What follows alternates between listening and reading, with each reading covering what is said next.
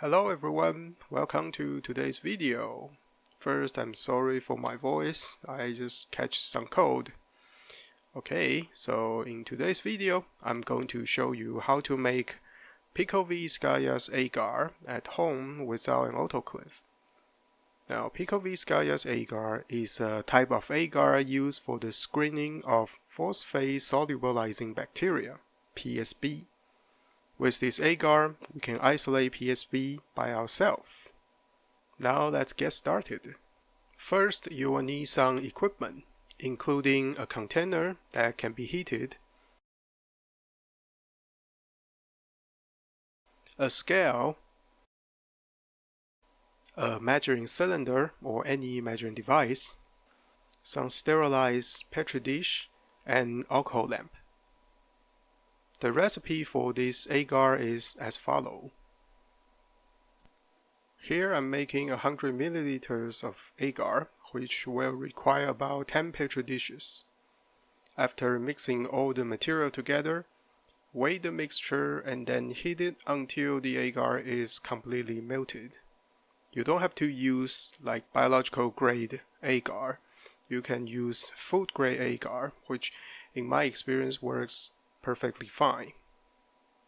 Now during this heating process, it may burn or spill out, so you need to watch it and stir it constantly. Since water evaporates during cooking, so you need to add water to maintain the same weight as before. The differences should be controlled within 1 gram. After cooking, let it cool slightly around 70 degrees Celsius, then start pouring the agar into petri dishes. Pour about 9 milliliter into each dishes. You don't want it to be too thick, like about 2 to 3 millimeter thick is enough. You can refer to the previous videos about making agar plate for this part.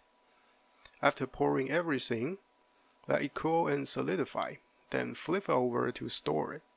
Since this is an unsterilized preparation, the shelf life is not very long, so don't make too much at once. Around 1 to 200 milliliter is enough. I did not put them into refrigerator, just cover it with a lid, because I put into refrigerator, the water might accumulate inside the dishes. So it needs to be dry before use, which can be troublesome if you don't have an oven.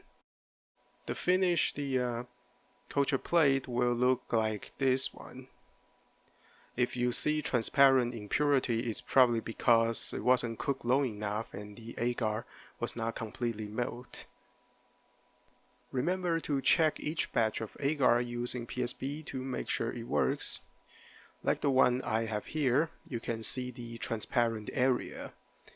If you don't have PSB, well, maybe I can make a video showing how to isolate it at home. And that's it for today's video. Thank you for watching. I'll see you next time. Bye bye.